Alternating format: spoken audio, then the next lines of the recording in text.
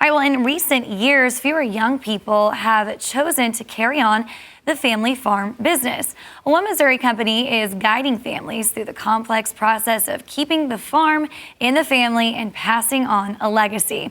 Wet Hintges of AgriLegacy joins us live by phone to talk about what he calls cultivating future generations. Good morning, Mr. Hintges. Thanks for joining us. Good morning, Casey. How are you doing this morning? Great today. Thanks so much. So where did the idea for AgriLegacy come from? You know, Casey, back in 2007, Bobby Medlin, who's an excellent farm CPA, Galen Doty, who's a phenomenal planner, and myself all came together.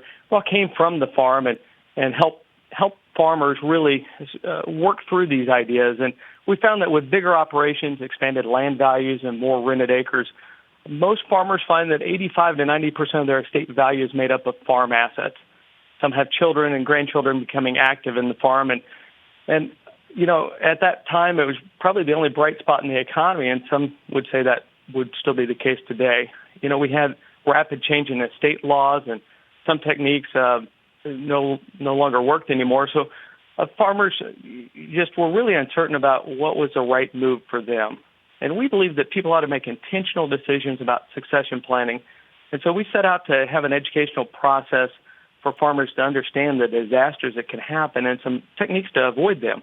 Our educational outreach is accomplished through some seminars and our TV show, AgriLegacy. Right. And so that's how it all got started. Okay, and what other services do you offer for the farmers and their families? You know, really, Casey, our main product is clarity. We say that farmers typically have 3 succession plans: where they are today, where they think they are, and really where they want to be. By examining all 3, we typically find some gaps in their plans. If we need to, we pair them with a team of advisors who help crystallize those goals and objectives to solve those gaps. You know, most farmers know the answers to the questions. They just haven't been asked a question yet. And so we just help them, and we help them understand that any product should follow the plan, whether that product is a legal document, a tax strategy, a corporate entity, or an insurance or investment product. Have the plan first, and then, you know, look for products later and those people who can source those products. I think it's important to ask you today, you know, what kinds of mechanisms can our families put into place just to ensure that their legacy lives on with those future generations?